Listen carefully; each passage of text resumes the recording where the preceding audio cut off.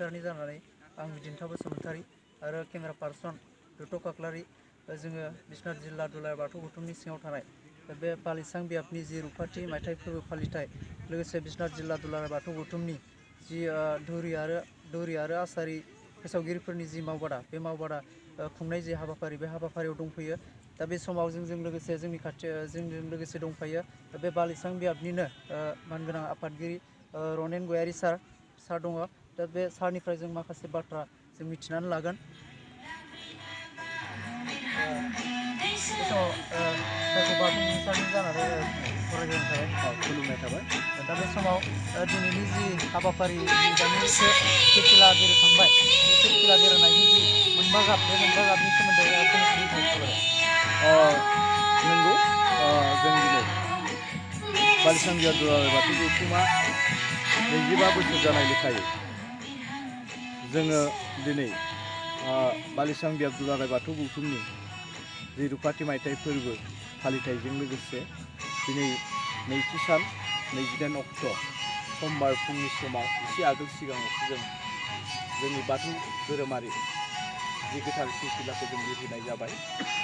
बे गोथार फिरफिलाखौ बिरहोनायाव जोंहा साफ्रोमबो लाइमोनस्रि माइनाव गागि बाहागो लानानै दिनै बे गोथार फिरफिलाखौ जों बिरहोनाय जादों।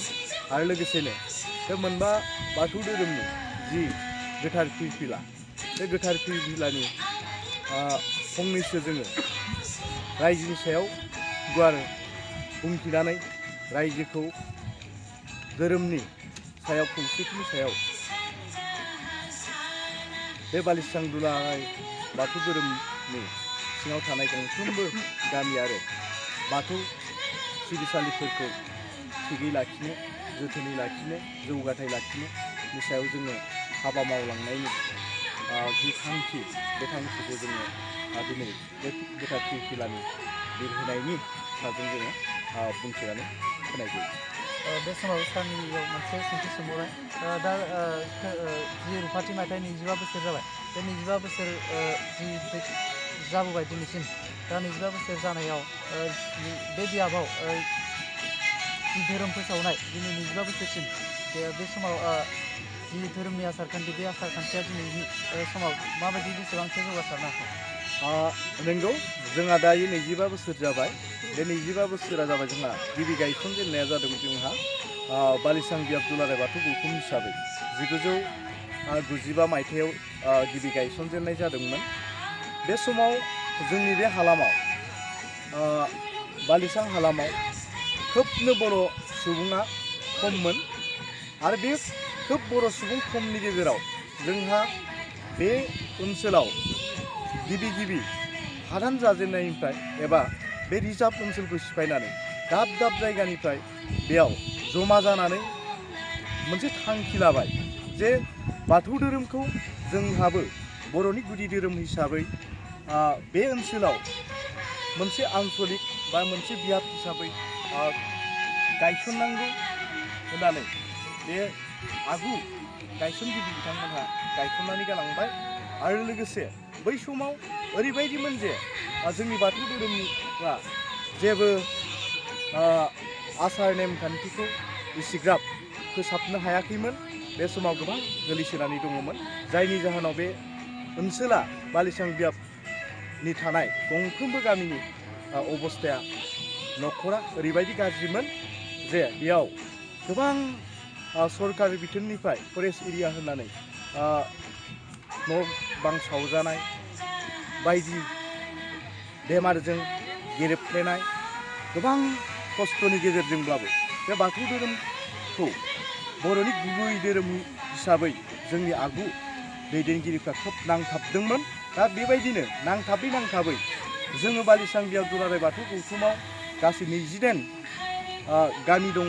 बे 29 गामियाव गासै जोंनि न'खरा जाहैबाय 450निबो खाथियाव दायो जाहैबाय। दा बे 450 न'खरनि गेजेराव जोङो गासै 29 गामिनि गेजेराव दायो जों नुनो मोनबाय जे जोंनि बर'नि गुबै धोरोम बाथौ धोरोमनि जि गामिफोराव गंफा फिसा फिसौबाबो सिबिसालिखौ लुनानै दायो गोथार हिसाबै बर'नि गुबै धोरोमखौ फालिनायखौ जोङो नुनाय मोन्दों आरो लोगोसेनो जों जौगाथायखौ एसेबाबो 100 जौखोन्दोनि गेजेराव गैयाबाबो 50 जौखोन्दोखौ दावगायनायखौ जों नुनानै मोन्दों।